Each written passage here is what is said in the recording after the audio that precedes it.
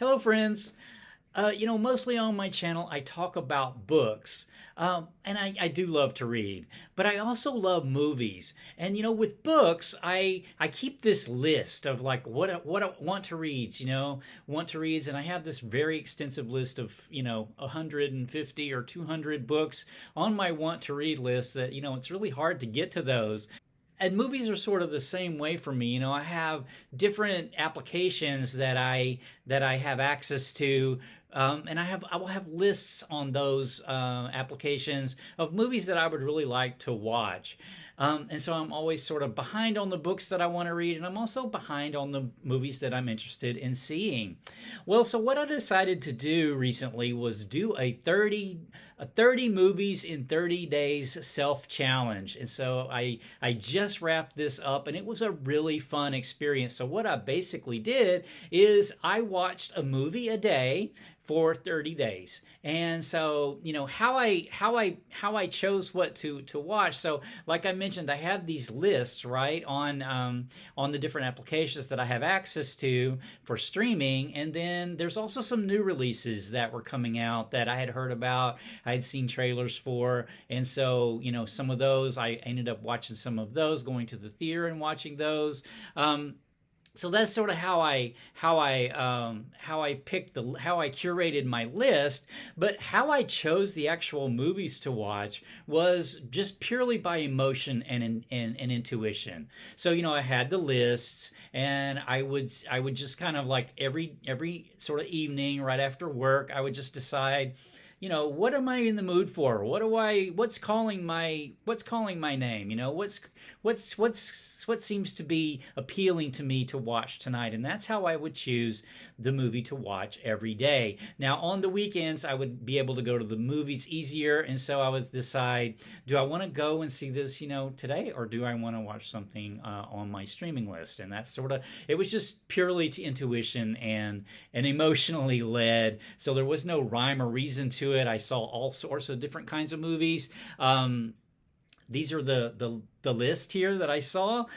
So this is going to be a pretty long video because I'm going to briefly discuss each of these, and then I'll have a summary sort of at the end. But with 30 movies, even if I only spend a minute per movie, it's still going to be a pretty lengthy video. So if you're interested in just that, then you could watch through, but I will also put timestamps down in the descriptions for each of the movies when I'm discussing each of the 30 movies, and then also for the final summary at the end where I will rank. I'll give some statistics about what it ended up looking like for me as far as the movies that were selected, the years released, and the directors and the actors that were in them, and there maybe a little bit about the awards that they had won or not. Then I'll also have a list of my probably 3 to 5 least favorite, probably 3 least favorites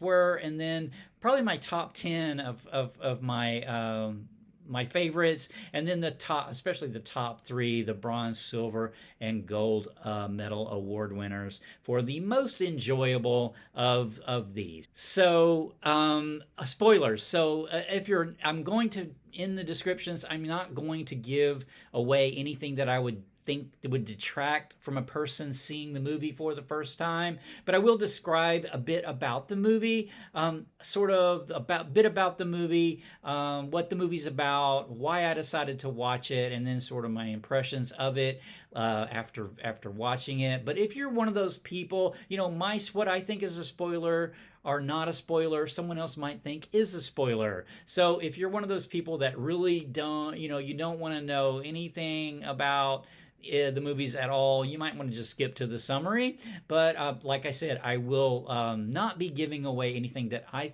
personally think would detract from a first-time viewer's experience of the movie. Having said that, let's get into it. So I decided to kick off this exercise by checking out The French Dispatch. Released in 2021, I actually saw this on its premiere weekend. This is a film by Wes Anderson, and it's kind of a parody of the New Yorker magazine, I think. That's how it felt to me. It's got a great ensemble cast, and there's 3 sort of stories that are told in three different, three completely different stories that are told in the movie. And, it's one of those movies you probably have to be in the right mood for. And, I think I was, because I really did enjoy this. Then I decided to check out Dune. 2021 release as well. I saw this on the same weekend that I saw The French Dispatch. I saw this in IMAX, directed by Denis Villeneuve. This adaptation of the Frank Herbert novel, the first of the Frank Herbert novels, Dune, I have been waiting for years, literally. I've chatted all 6 of the original Frank Herbert novels on my channel, so I will link to those chats down below. This also had a great cast, and Timothée Chalamet. I actually had a Timothée Chalamet double feature weekend that weekend because Timothée Chalamet started here as Paul Atreides, the Atreides family. This movie to me is really about setting up the world of Dune. There's going to be a part 2. My understanding is that we'll go into a little bit more of the action of this first book by Frank Herbert, but I thought it was a pretty faithful adaptation of the book, and it's all about like duty, fate, right? Like, where is fate going to take us, and are we up to the challenge that fate might have in store for us? And this is the question that young Paul is asking himself in this part 1 of Dune. So I did enjoy this very much. Then I decided to rewatch Brokeback Mountain. This is filmed from 2005, directed by Ang Lee, starring Jake Gyllenhaal and Heath Ledger. It's one of my favorite sort of love story tragedies about 2 young men who are herding sheep together one summer in the mountains, on a mountain called Brokeback Mountain, and they end up developing really what's going to become the love of their lives. And the primary love of our life is not always an idealized thing, right? Sometimes it's very complicated. There's a quote from the movie that Enos says, the Heath Ledger character says to the Jake Gyllenhaal character. He says, "If you can't fix it, Jack, you gotta stand it." Meaning, you can't always change things, change the world around you to be like you want it to be. And so this can, impact your life, really, basically, right? And then, but ultimately, their love, although it's the love of their lives, it's also very painful for them in some ways. And so there's another great line from the movie that the Jake Gyllenhaal character, Jack, says to Enos, and he says, "I wish I knew how to quit you." Meaning, I wish I knew how to have a different sort of love of my life, but you're the love of my life, basically, I think is what he's trying to say. Anyway, yeah, I've seen this many times, and I really enjoyed watching this again. Then I sort of happened across my next selection by accident. It's a film called Dark City, directed by William Detterley from 1950, starring Charlton Heston and Elizabeth Scott. Ultimately, it was Elizabeth Scott that made me want to see this sort of film noir movie from this era. Elizabeth Scott is, she was a great film noir type actress. She had this kind of breathless way of talking, and she's really here. She's playing a nightclub singer, kind of a low-rent nightclub singer, in love with maybe the wrong man. Kind of a recurring theme in her career. She played these kind of roles really great. But here, Charlton Heston is not really the hero. We know him later. This is he works for a bookie joint, and he and his sort of cronies bilk this traveling businessman out of some money in a rigged card game, which then has tragic consequences for the businessman and his family. But then a mysterious killer starts stalking the members of the people who have been at the card game. So at the end, though, it has a less than sort of typical film noir ending. The ending was a little too neat and tidy for a typical film noir, so it kind of unraveled there at the end for me. But the performance by Elizabeth Scott made it well worth my time, and also the young Charlton Heston in this, at least for the first 3/4 of the movie, I thought was really entertaining. So then I actually watched the Dark City that I had intended to watch, that I was searching for when I came across this other Dark City.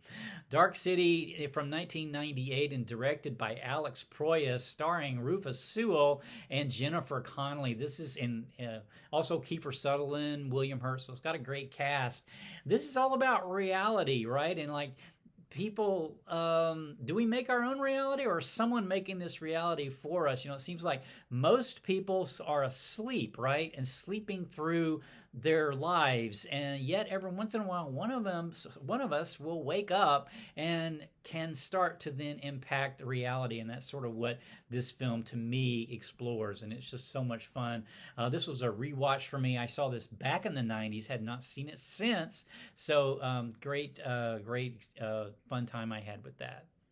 Then I decided to go for some action. I decided to watch Skyfall from 2012, a Bond movie directed by Sam Mendes, starring, of course, Daniel Craig as James Bond. This also has Judi Dench in it. Ray Fiennes, Javier Bardem is our villain here. This was just, action, sort of like a typical Bond. I was just in the mood for just some kind of nonstop action. This action that ends up taking place later on in the film in a Scottish manner. I thought that part didn't really work for me. It seemed a little like just patched on there. But other than that, it's just a fun experience. Let the sky fall when it crumbles. We will stand tall, face it all together, as Adele sings in the opening sequence of this movie. So great fun Bond time I had with this movie. Then I decided to go to the theaters and catch The Last Night in Soho on its premiere weekend. This is a 2021 release directed by Edgar Wright and stars Anya Taylor-Joy and Thomasin McKenzie. Matt Smith's also in it, and Diana Rigg in her very last role. This is a great sort of had a neo-noir type feel to it for me. A young woman's going to fashion school in London from wherever she's from in England, so she's going off to the big city. She's got some psychic abilities, though. This is kind of like part ghost story, part psychological thriller. And, I think this is really like the impression I took from this was like, don't be very careful what you say you'll do anything for. Like, a lot of times really driven people say, I will do anything to be an actor, or I will do anything to be a rock star, or I'll do anything to do this or do that. That can lead you down to through some very dark places in your world. So, if you find that your dream is ultimately destroying you, then you might need to reevaluate what your dream is. And that's sort of the impression that I took away from that. This movie was a great visual experience, and I really did enjoy it. Then I came across this really kind of quirky A24 release called Swiss Army Man from 2016, directed by Daniel Kwan and Daniel Scheinert, and stars Paul Dano and Daniel Radcliffe. This was a first-time watch for me, and this is a man is like sort of on he's just stranded on a desert island. He's going to commit suicide because he's so lonely. Metaphor, right? A metaphor for our modern existence, I think. But anyway, he sees a dead body wash on the shore, and they become friends. Eventually, this dead body talks, and so, or at least he hears him. So I think a lot of times the best way to learn about life is through death. So the best way to learn about living is from a dead person in some cases. So this is sort of the story that we are presented here. There's a quote here I have from this. Manny is the dead person. So Manny says, okay, so you want to go home so you can have love. And Hank, the Paul Dano character, says, yeah. And then Manny says, but you ran away because nobody loves you. So, the Hank character is kind of this unloved person back in his real life, but he develops this really strong friendship with this dead body. And this film was strangely moving to me. I'm not really sure why, but it had its moments. Then I decided to step off into some noir from 1940s. I ended up watching Laura from 1944, directed by Otto Preminger and stars Gene Tierney and Dana Andrews. Clifton Webb is in it. Also, I think he might have picked up an Oscar. I'm not sure. I didn't look that up. This was a rewatch. I had seen this many years ago. I actually read this novel on which this movie is based and chatted it on my channel. So I will also link to that chat down in the details below. But this is all about Laura. You know, Laura is a successful New York businesswoman of this era, 1944, and she is shot in the face one night. So as the movie opens, she has been murdered, although there's plenty of plot twists to come in this, as this murder mystery, as this sort of mystery unravels. We get to know Laura mainly initially in the movie through others, right? So as others are talking to this police detective, then we get to know kind of who Laura was, and the police detective kind of begins to fall in love with her, a dead woman. And so we kind of have that theme again as the Swiss Army Man. But yeah, enjoyed that a lot as well. Then I decided to check out another mystery, this time the Murder on the Orient Express, the 2017 version of this by Kenneth Branagh, which stars Kenneth Branagh, as well as another ensemble great sort of all-star cast. Judi Dench, Penelope Cruz, Johnny Depp's in it, Michelle Pfeiffer, and others. So yeah, Murder on the Orient Express, you know, it's kind of this classic Agatha Christie murder on a train. This really explores justice, though.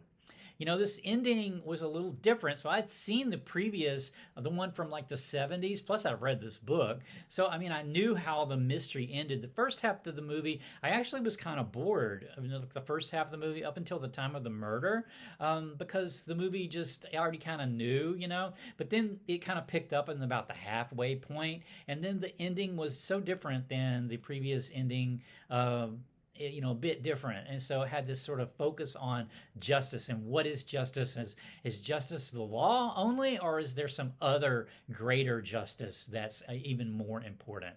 So that was really cool, and I enjoyed that. I enjoyed the second half of that. Then I decided to watch The Day the Earth Stood Still, the 2008 Scott Derrickson version of this, directed by Scott Derrickson, starring Jennifer Connelly and Keanu Reeves. Kathy Bates and John Hamm are also in this. Also, little Jaden Smith is in it. So this is a remake of the Day the Earth Stood Still from the 1950s, which I loved. I did not see this when it came out because I was like, this is a remake that I did not ask for, nor do I want to see. But, you know, ultimately, it's pretty uneven, but it's not bad. You know, it's got more of an environmental aspect, whereas the original one has definitely got a Cold War vibe from 1951. This one sort of has some environmental aspects to it. There's an exchange between Professor Barnhart and Klaatu, the Keanu Reeves character, the alien, and you know, the alien arrives and there's a potential that the humanity is going to be destroyed. So the professor says there must be alternatives. You must have some technology that could solve our problem. And Klaatu says, your problem is not technology. The problem is you. You lack the will to change. And then the professor says, then help us change. And Klaatu says, I cannot change your nature. You treat the world as you treat each other. So, yeah, you know, Jennifer Connelly, the Jennifer Connelly character sort of intervenes and tries to convince Klaatu that, yes, we can change. Humans can change. So, Klaatu, Barada, Nikto, Gort, don't destroy us, please. So, yeah, I ended up enjoying this as well. Then I ended up watching Cold Mountain. This is from 2003, directed by Anthony Minghella, and stars Jude Law and Nicole Kidman and Renee Zellweger. I've read this book several times. I've chatted this on my channel. I've actually seen this movie before as well, so this is a rewatch. But I just love this love story, this Civil War era. This man and woman meet each other right before the war. They haven't said much to each other. They don't know each other that well. But then the Jude Law character is off to the war. It takes place in North Carolina, so he's fighting for the Confederacy.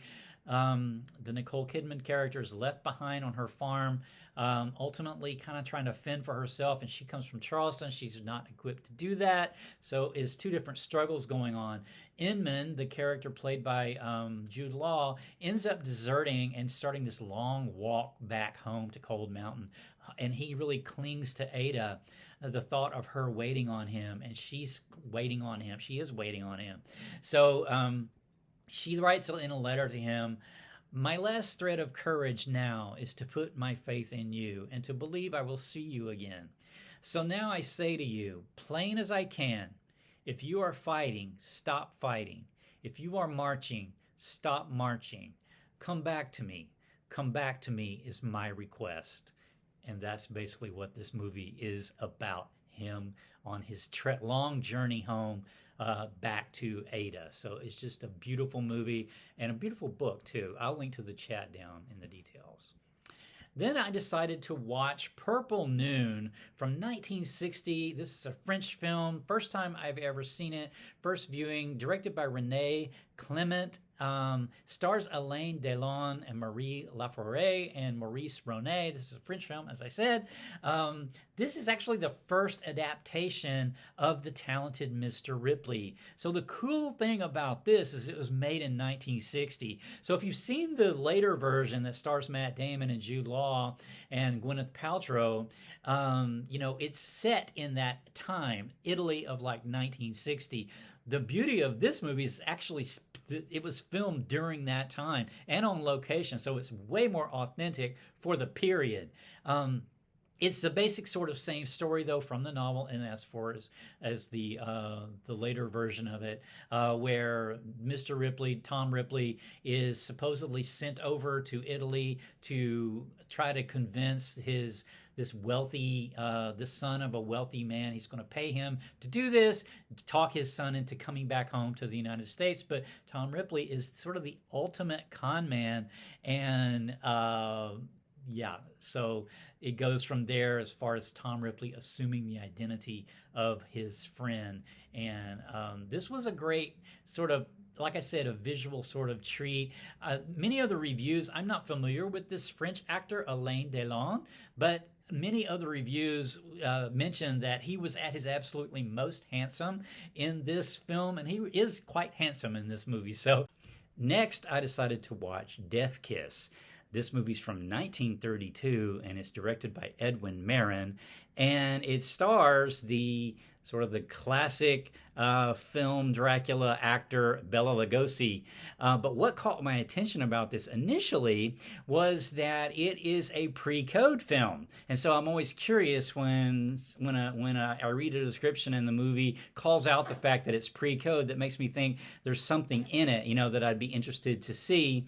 But then it turned out that this movie sort of was timely, because the movie, the whole plot of the movie actually is the fact that it's on the set of this studio. They're filming this movie, and the lead actor, there's a gunshot in the, it's supposed to be a prop gun. It turns out to be a real gun. So then a murder mystery ensues, and then there's looks like they're trying to frame like the lead actress for it. But this is in the news recently because this actually recently happened in real life, not a murder. It was an accident, but there was a prop gun that actually fired a real bullet, I guess, and actually killed somebody. So it turned out to be kind of timely in that aspect. But the pre-code aspect, so if you're not familiar with the code, the Hollywood Code went into effect in the 1930s, and it basically shut out any kind of description of things that were considered like unsuitable, so like marital infidelity,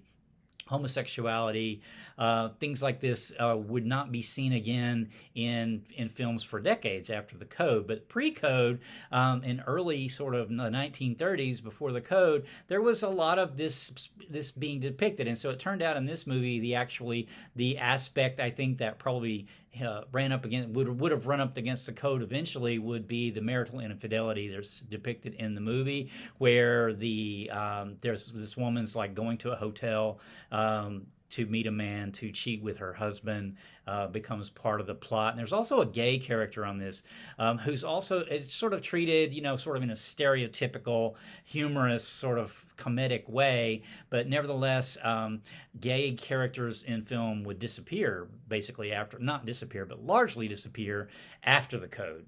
So to me, that was really interesting, and this was kind of fun to watch, really for this period look at movie making and sort of a part comedy, part mystery look at this murder on set. So then I decided to watch Silver Linings Playbook. This movie's from 2012, and it's directed by David O. Russell and stars Bradley Cooper, Jennifer Lawrence, and Robert De Niro. So I'd seen this before, so it's been a long time, though, since I'd seen it, so I wanted to give it a rewatch, and I'm really, really glad I did, because I loved this so much. And, you know, Pat, the main character, played by Bradley Cooper, says in this movie, "The world will break your heart 10 ways to Sunday. That's guaranteed."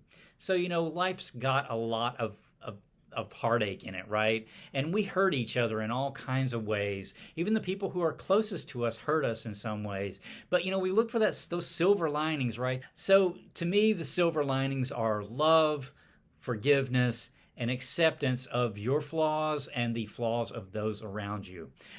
Those are the silver linings that make life meaningful and make life beautiful. So I just loved watching this again. It was actually better on the second viewing, I think. I'm so glad that I decided to give this a rewatch. Then I went to the theater in the opening weekend for Spencer.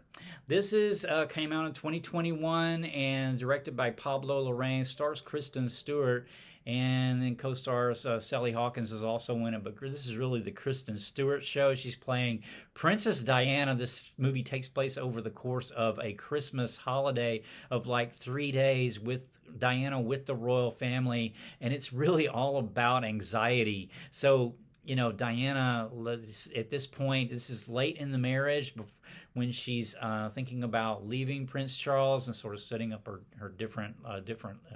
her life separately. And, you know, just anxiety. She's got an eating disorder, obviously, that's obviously shown in the movie. Now, this is a fictionalized, I think the beginning of the movie, it says something like, this is a fabled account of a tragedy or something, of a true tragedy. So it's a fictional look, like this fictional representation of these 3 days. So we don't actually know what happens, but Kristen Stewart plays this Diana character, plays Princess Diana so well that I just was really drawn into it, and I did not expect to be drawn into this movie that much. I really went just out of curiosity to see what Kristen Stewart was going to do with this role, but I got drawn into this so much, and I'm not really into the royal family stories that much, and royal family I'm not that interested in, number one, and number two, I'm not really interested in biopics that much, you know? So there was kind of like two things, like I was thinking I wasn't really going to enjoy it too much, but I really did. And she just gave a phenomenal performance, I think, as Princess Diana. Really drew me into that story. Then I decided to watch 3 Billboards Outside Ebbing, Missouri. This movie came out in 2017. It's directed by Martin McDonagh, and it stars Frances McDormand, Woody Harrelson, and Sam Rockwell, and Peter Dinklage is also in this as a supporting role. And you know what?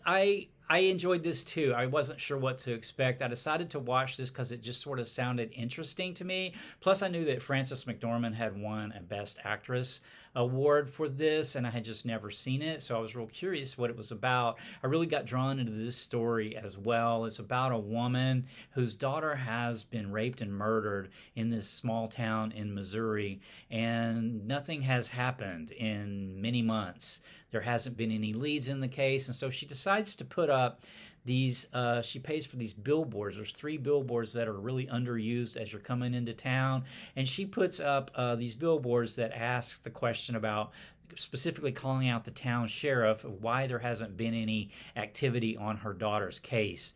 And this causes a lot of trouble in this kind of small town. This film really shows like what can happen when you question authority in certain situations. So she really puts herself out on a limb here with her community. So you would think that as a grieving mother, the community would say, yeah, she's upset. There's not been any leads. let's let it go. But that's not how the community largely reacts, because the sheriff is a much loved member of the community. Plus, well, I won't give that away. There's another aspect there that sort of he's got the sympathy really of the town. And then so we see this look at the cops there in this town, and they really have sort of rough ways and corrupt ways in many ways. Then so we see that on display there. But this was a really great performance by Frances McDormand, and the story itself was also really powerful, I thought. And it ends in kind of what to me was a surprising way. But I really did enjoy this as well.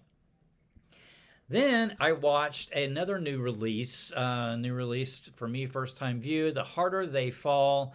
This is a 2021 release by James Samuel. This is out on Netflix, so I watched this that way. This stars Jonathan Majors, Zazie Bates, Regina King's in it, and then Danielle Deadwyler I thought was a kind of a breakout performance for me. She played a supporting role in this, but this is all a kind of a revenge tale. It's a Western. So it's a sort of a retelling of a Western. It's got a great soundtrack to it. The soundtrack to this really fed into the story and made this such an enjoyable thing to watch. So it's kind of a classic. It pays homage to kind of a classic Western, because it's basically a revenge tale, or as it turns out to be, a revenge tale within another revenge tale. So it's very really beautifully shot. I love the costumes and the sort of the set decorations, the way that it was filmed in this Western in the West, and this sort of different look at the West. So all of these characters are African Americans. They are based on real people, although the story itself is fictionalized. So this aspect of the West is a look at a Western that we haven't seen much of. We haven't seen these kind of characters in Westerns historically, and so it's long overdue. And it was a really enjoyable ride. Regina King is kind of a villain in this, and she's really good.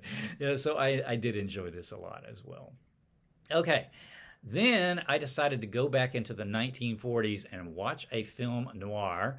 I watched The Strange Loves of Martha Ivers. This movie is from 1946, and it's directed by Louis Milestone, and it stars Barbara Stanwyck, Van Heflin, Kirk Douglas in an early role, if not his first major role, and Elizabeth Scott, who I mentioned in a previous movie. Yes, Elizabeth Scott's in this. So I had seen this years and years ago. This was a rewatch for me, but I didn't remember that many details about it. I remembered sort of the main plot, but not many details. So here, what happens to a young girl? If there's a young sort of gentle girl that loves kittens, and she's kind of a orphan. She's living with this mean aunt. But how does she turn into the mean aunt then later on in life? This is kind of what this story explores. She's her aunt's the wealthiest person in town.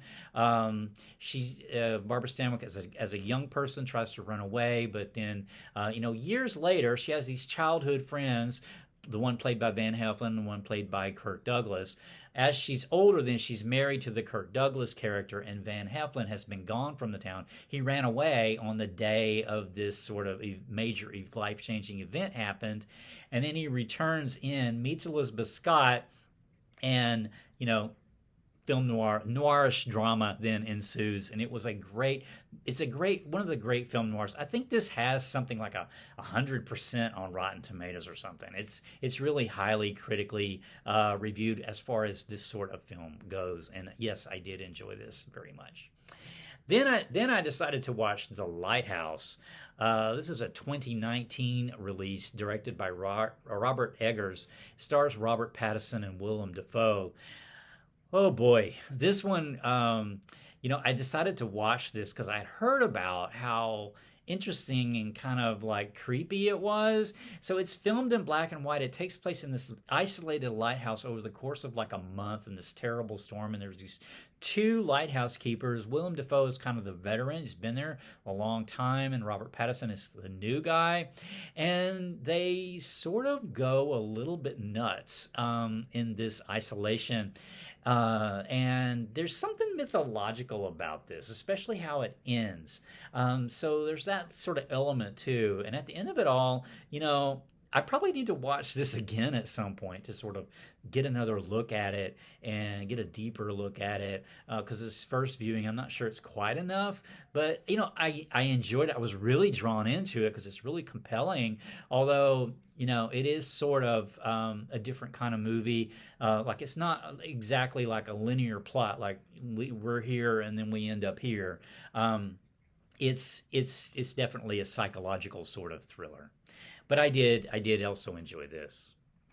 I decided to shift gears after this and watch A Fish Called Wanda. A Fish Called Wanda came out in 1988, and it's directed by Charles Crichton and stars John Cleese and Jamie Lee Curtis, also Kevin Kline and Michael Palin in it. This is a heist caper, so it's a heist movie. It's a comedy heist movie, so it's sort of that type of bumbling crooks in a way. It was okay. I did not love this. It had its certain moments though. So it's basically a heist, and then they're trying to get away, right? And then they draw in this other character played by John Cleese, who's kind of starts out in the movie as sort of like a fine, upstanding member of his community, right? And gets drawn into this sort of heist plot. But again, it's a comedy more or less, so it's sort of it's not really slapstick, but it's got that sort of kind of a level of ridiculousness, I guess. I didn't love it. I didn't hate it. It was just sort of, there for me. Then I decided to watch Jungle Cruise. So Jungle Cruise came out in 2021. It's directed by Jean Collet-Serra, and it stars Dwayne Johnson and Emily Blunt. It's what can I say? It's based on the Disney movie ride Jungle Cruise. So it's about the expedition in the Amazon.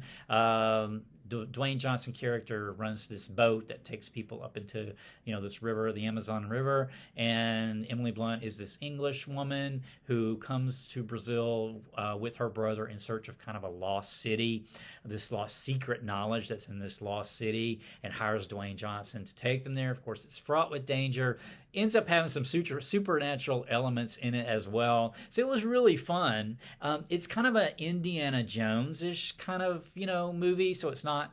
It's that kind of swashbuckling adventure, kind of larger than reality, right? Life. But I enjoyed it. It was fun, kind of for this kind of movie, and I expected it to be this kind of Indiana Jones, this kind of just adventure movie. Like that, and that's basically what it was, and I enjoyed it. Then I decided to go. I went to the theater, saw an opening weekend here in my local area. I saw Belfast, which is a 2021 release, and it's directed by Kenneth Branagh. It stars Catriona Balfe, Colin Morgan, Jude Hill, Judi Dench is also in it. So this is all about this young boy in Ireland, in Belfast, and I think this year 1969, and his family. And this is the year that there is a lot of civil unrest. There's a lot of social disruption around Catholics and Protestants and violence.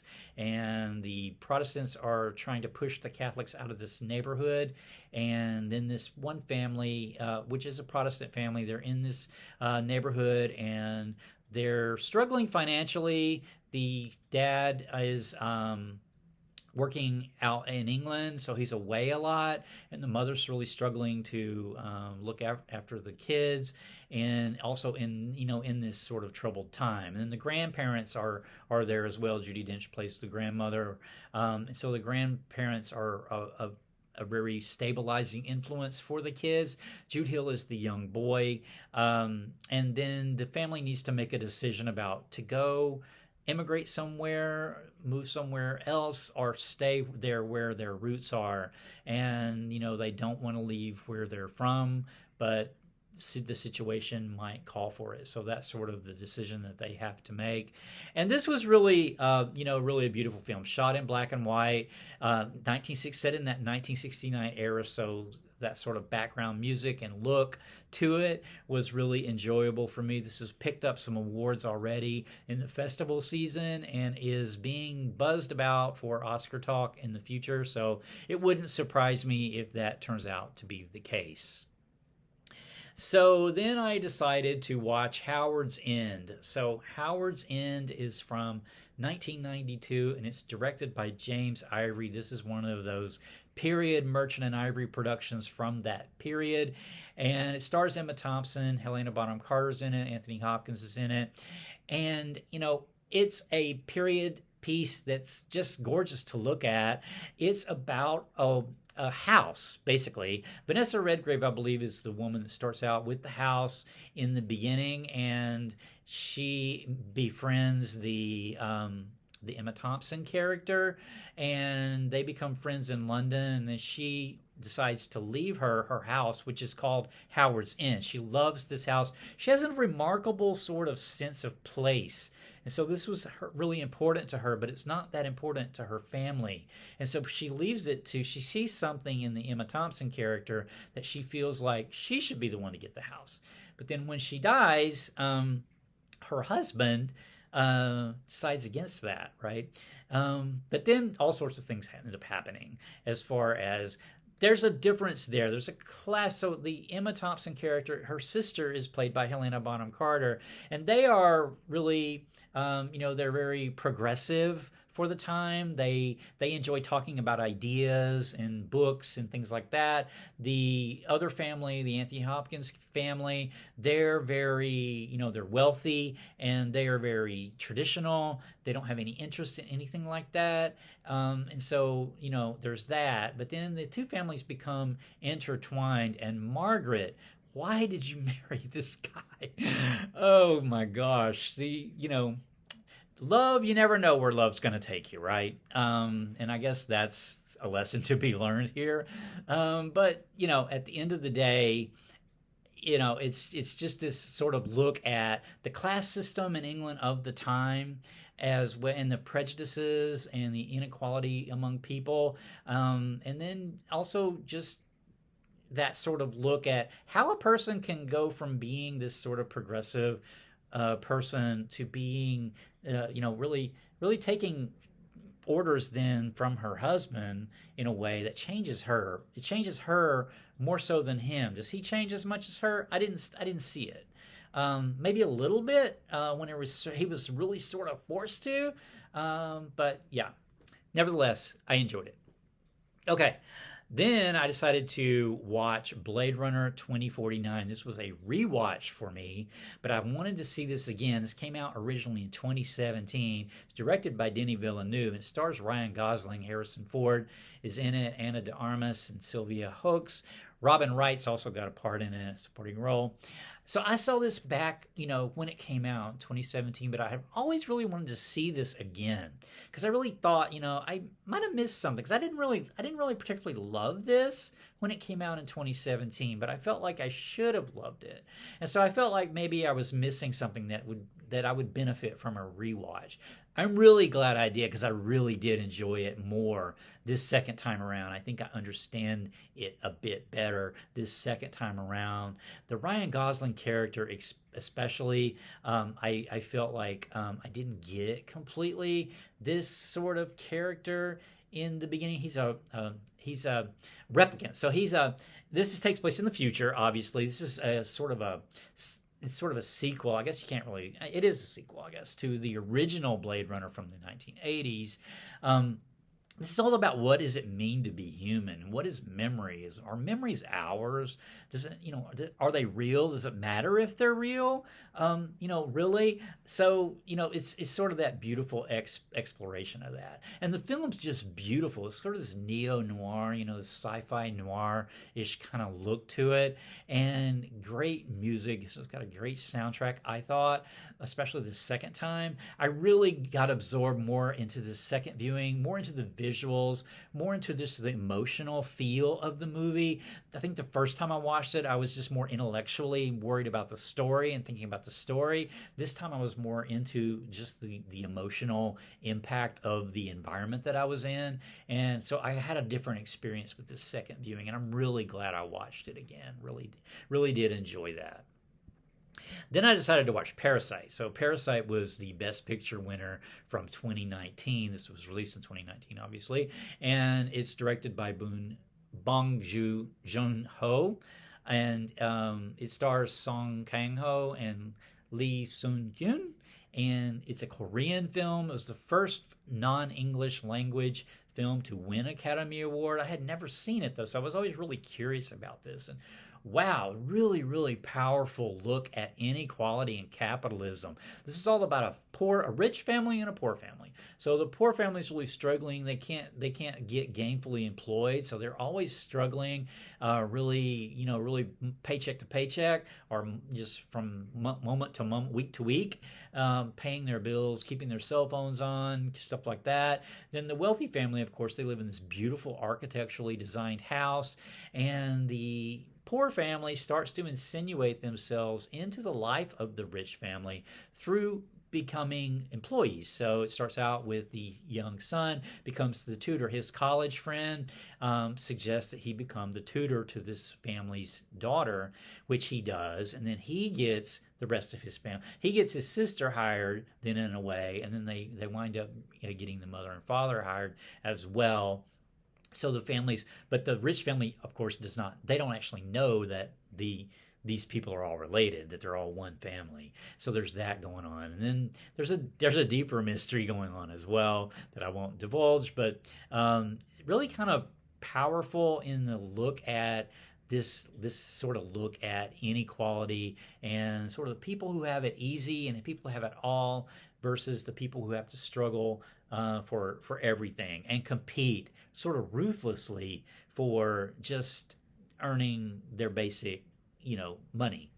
Then when they start to actually earn this sort of money, they feel like they've just hit it big, right? Because they've all got jobs now that pay pretty well. So really just a really interesting look at this sort of stage of capitalism that we're in. All right, so then I watched The Long Goodbye.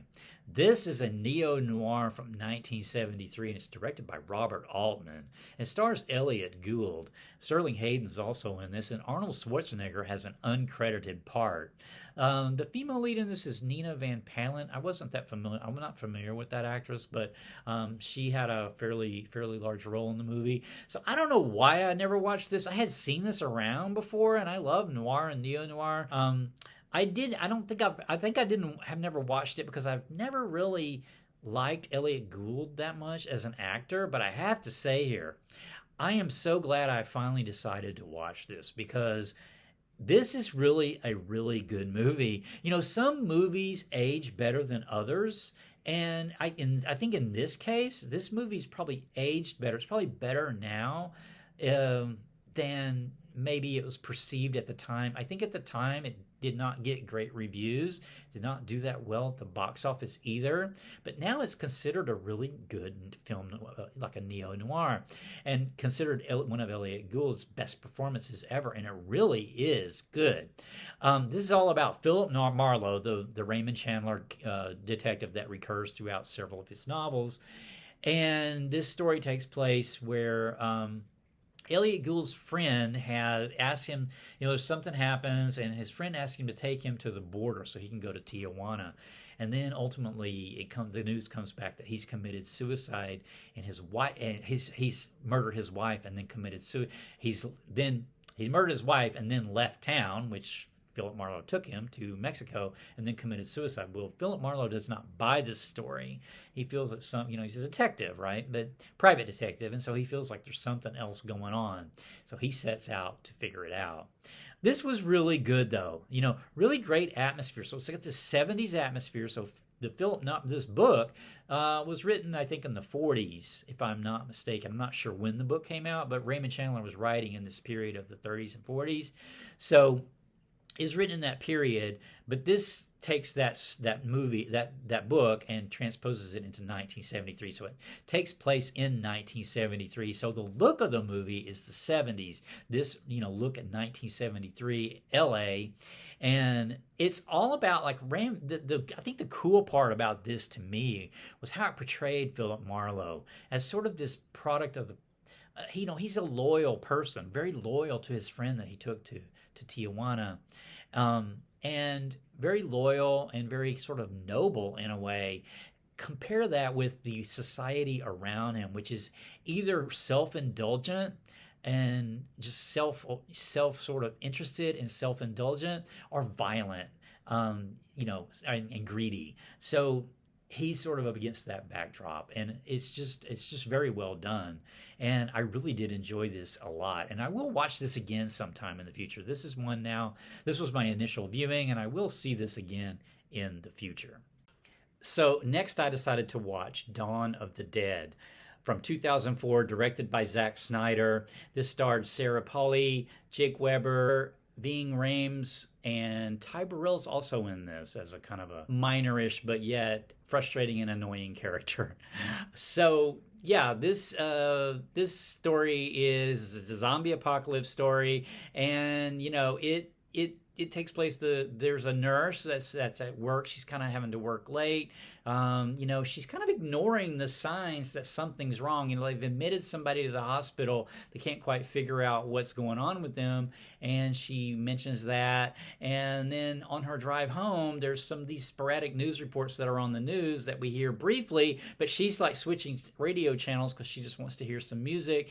She gets home, and she's there with her husband, and then in the morning, like bright and early in the morning, are woken up by a young neighbor girl, and who has turned into a zombie, and the zombie apocalypse is now upon us. So the nurse manages to escape and eventually winds up with some others at a shopping mall. And so most of the action takes place in this shopping mall where this group of survivors are holed up.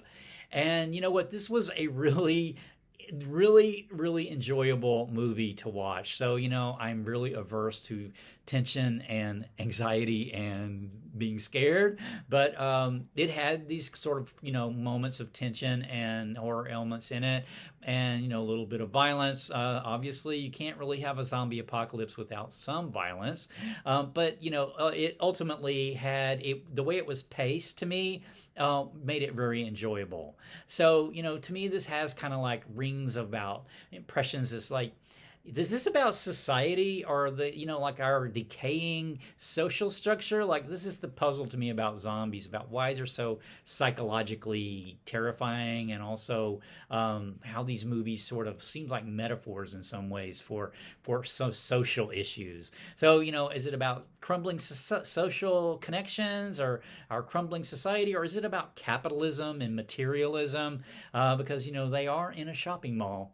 But at the end of the day, I really did enjoy this. I'm so glad I finally decided to give this a watch.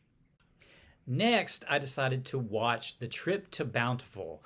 This movie came out in 1985, and it's directed by Peter Masterson. It stars Geraldine Page.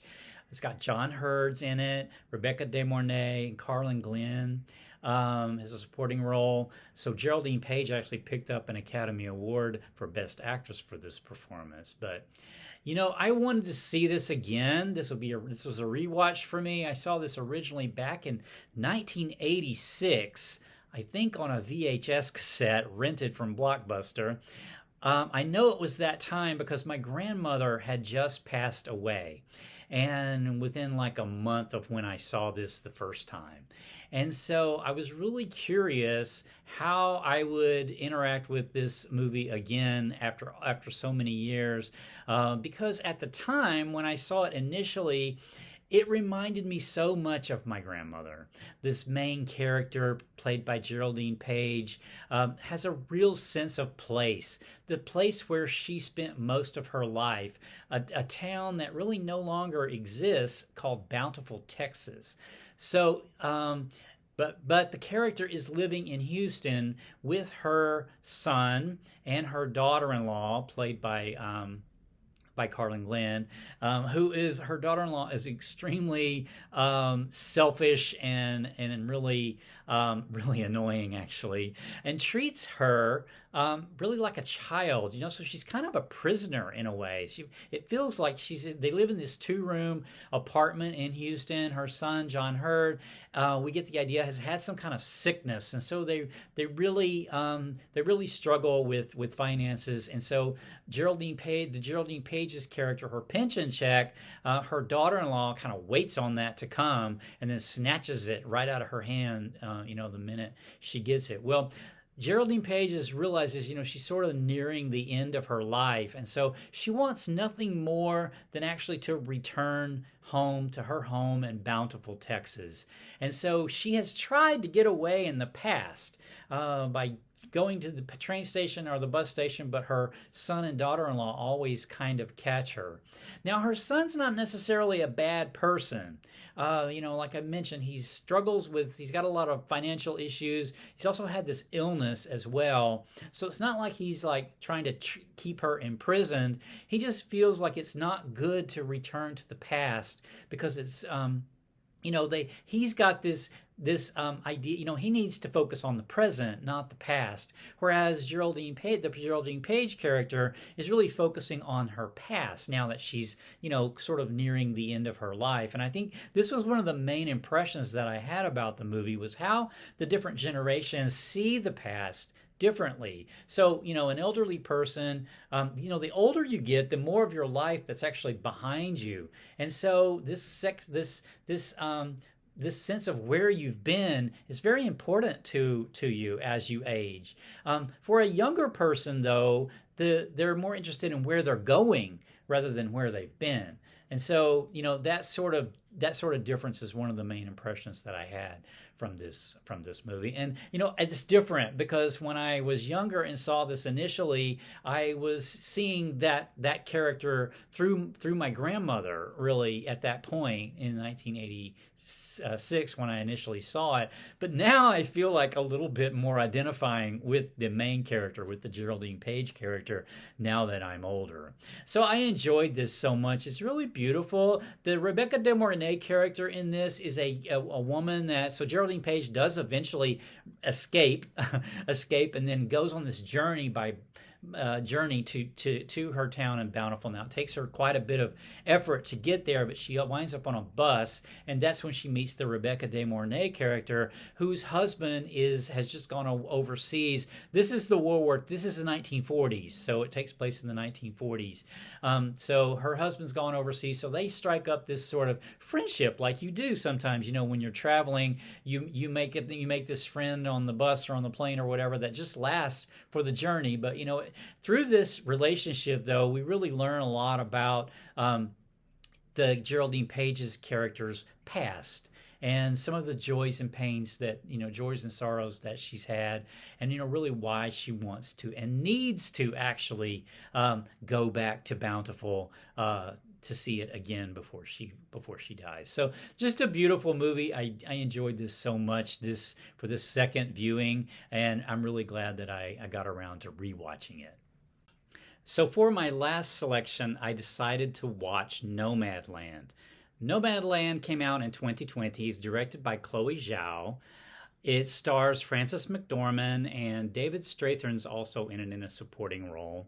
I wanted to watch this because it picked up a Best Picture award for 2020, and I was really kind of curious about it because I'm curious about what makes any movie really win Best Picture. So, what it's about, Frances McDormand plays a woman who has she lives in this town called Empire, Nevada, that has had its plant. I think it had a gypsum plant there, and it has closed down.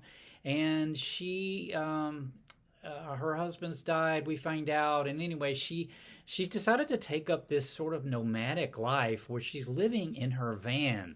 So this movie's really it was all about kind of like, what is home? And what is home to me might not mean the same thing to you or to another person. And to the Frances McDormand character and the others that she meets on her journey, home is really a mobile place. It's really not a fixed location. There is a quote from the movie that I thought was really cool that the Frances McDormand says, "I'm not homeless, I'm just houseless. It's not the same thing." So she wanders around in this, taking different jobs, different places at different times, and she gets these different opportunities to have a different life, but she wants to have this really unfettered life. And, I could really see the point of view of these characters. Now, I don't think this kind of life would be for me, but I can see their point of view. This sort of really a lot of freedom. They're not tied down to a place, because if you get a house and like a permanent job and that type of thing, it ties you down. So it restricts your freedom in many ways. So these people choose a life of really kind of ultimate freedom. And then so there's different stories told throughout the movie. We know the Frances McDormand's story the best, of course, because she's sort of the main character. But the others that she meets along the way, we see the reasons why they've had to adopt this type of life. So to me, it was really sort of an interesting and in some ways very beautiful meditation on place and home and how to make your own home for yourself instead of anything exterior structure creating it sort of for you. So really glad to have given this a watch. So that wraps up my 30 movies in 30 days challenge. Let's get into some statistics, because it's kind of interesting to me to look at this. Now, just to recap, here are the movies that I watched, and these were not picked in any kind of logical, reasonable way. I really just picked these by intuition and by emotion. So I had, just to recap, I had a list. I had lists, and I had people recommended me movies, and I just would decide after work pretty much every day what movie I was going to watch that night, what I really felt like seeing, and this is the list that resulted. So I think it's really interesting to look at maybe some details that emerge from that, if there's any kind of details that emerge. So years of release. I thought this turned out to be really interesting because I wound up watching at least one movie from every single decade since 1930. The most watched decades were the 2010s and the current decade, the 2020s, with 8 each. Of the ones watched into 2020s, 7 of those are actually from this year, from 2021, the current year, with 1 being from last year, 2020. So the most watched single year was 2021, the current year. So I thought that was really interesting. So Oscar winners. It turns out that I watched some really good films during this challenge. The category that sort of stands out to me here is Best Actress. I watched 5 different Best Actress performances in this challenge, but I had a splattering of other winners as well. 3 different directors, 3 different movies that had won Best Director, two different movies that won Best Picture, 2 that won Cinematography, 2 that won Screenplay, then Art Direction, Adapted Screenplay, just some other wins there as well. But I didn't actually watch any lead actor performances in this challenge, so that's kind of strange. But 5 leading actresses performances. So I thought that was really cool. So actors. So the most watched actor during this challenge was Frances McDormand. I watched 3 of her performances from The French Dispatch, from Nomadland, and 3 Billboards Outside Ebbing, Missouri. I also watched 2 performances by Timothée Chalamet from The French Dispatch, as well as Dune. And then I watched 2 from Judi Dench, Murder on the Orient Express, as well as Belfast, and 2 from Jennifer Connelly. She was in Dark City from 1998, as well as The Day the Earth Stood Still. 2 from Elizabeth Scott. She was from Dark City. Her performance is from Dark City 1950, as well as The Strange Love of Martha Ivers, which I really enjoyed. And then 2 performances by Judith Anderson from Laura, and also from The Strange Love of Martha Ivers. So those were the most watched actors during this challenge. So for directors, the most watched directors were Denis Villeneuve. I watched Dune and Blade Runner 2049, and so 2. And then 2 for Kenneth Branagh, Murder on the Orient Express, as well as Belfast. So those were the most watched directors during this exercise. So were there any common themes? I gave this a lot of thought. I looked at my list and I thought about this a lot, and I didn't really see a lot of common themes emerging, except for possibly home. So I watched 4 movies that have something to do with home, trying to get home, trying to find home, or just learning what is home. And those movies are Howard's End, The Trip to Bountiful, Cold Mountain, and then Nomadland, which actually explores the idea of home, maybe the best out of those 4. Finally, let's get into some least favorite and most favorite movies. So, of the least favorite, so I'm gonna go with the three least favorite movies. Really, now I want to say here that I'm terrible about ranking things, and I enjoyed aspects of all 3 of these, so it wasn't like I hated them and could barely watch them. It's just that of all of the 30 movies that I watched, these are probably the 3 that I enjoyed probably the least. So the third least favorite would be Death Kiss. This is the pre-code film from 1930s. And the pre-code aspect of it's really what interested me, and there are better examples of pre-code than this particular movie. This movie was enjoyable though on certain levels, but the 1930s mystery was pretty shallowly done, actually, so that wasn't really the reason to watch it anyway. But it's just probably my 3rd least favorite movie out of this challenge.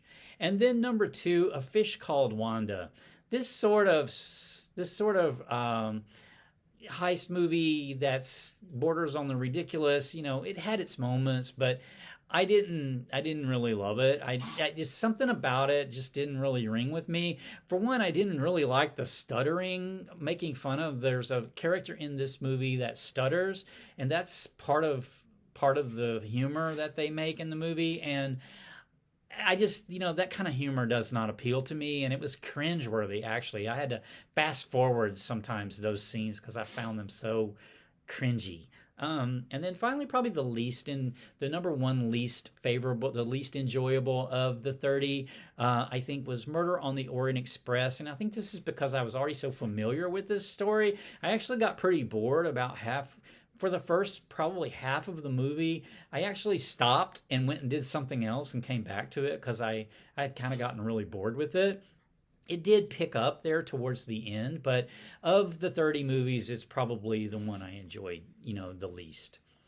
Okay, so the top 10. What did I enjoy the most? So I've got 5 over here that are honorable mentions, and these are not in any kind of order. Like I said, I'm really bad about ordering things because to me, making a list of my favorites, it changes based on however I'm viewing it at the time. Like I could make a list based on If I wanted to rewatch it immediately, I could make a list on what I thought movies were the movies that were the best performances, maybe, or the best constructed movies.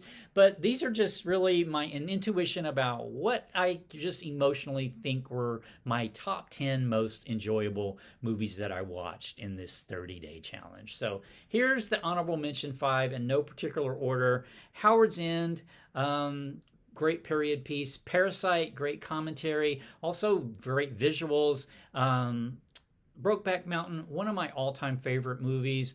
The Trip to Bountiful, beautiful meditation on going home. Aging, the differences in aging between elderly people and younger people. And then Cold Mountain, another sort of beautiful meditation on home and going home and making a home. And yeah, so these are my top 5. Of these 5, 3 of these or 2 of these I've seen before, Brokeback Mountain and Cold Mountain, several times.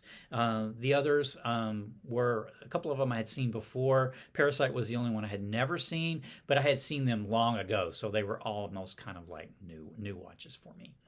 And then finally, my overall top 5 most enjoyable. Number 5, Blade Runner 2049. This meditation on what it means to be human, I just loved. And the visuals in this neo-noir, this sort of future noir, I just loved it. This was a second viewing for me, and much better experience the second time seeing this than my original experience back when it originally came out. Then number 4, The Long Goodbye. So The Long Goodbye was a surprise. This is from 1973. I loved this neo-noir detective story.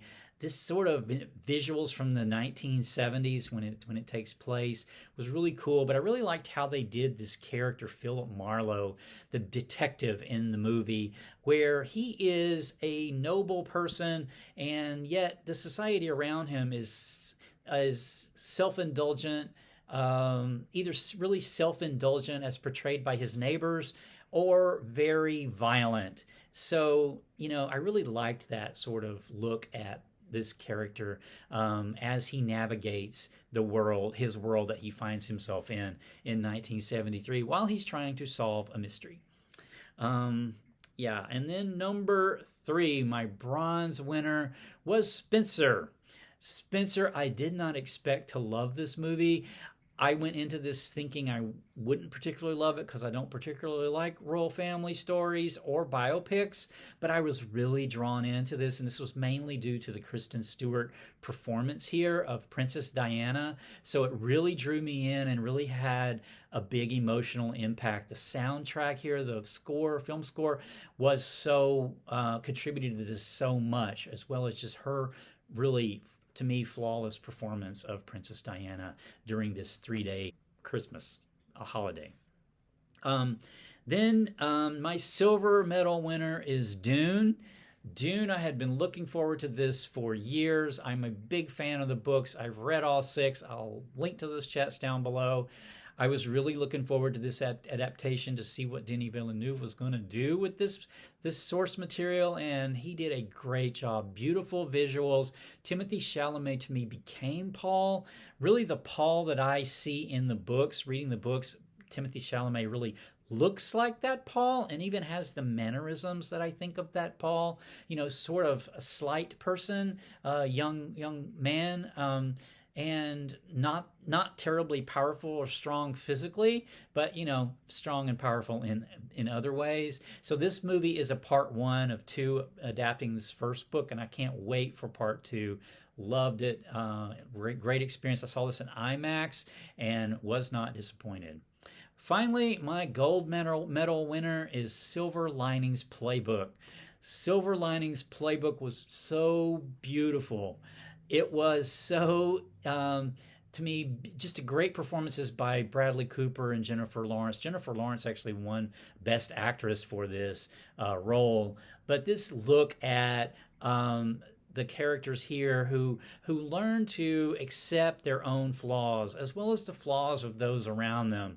And then just love, forgiveness, these are the silver linings that make life beautiful, right? And this movie really portrays that so well. I loved this movie so much, and I would love to rewatch this. I could rewatch this, like I could turn it on right now and rewatch it. I enjoyed it so much. So I think I'll wrap up the summary with that. Just a few thoughts about this exercise, this challenge.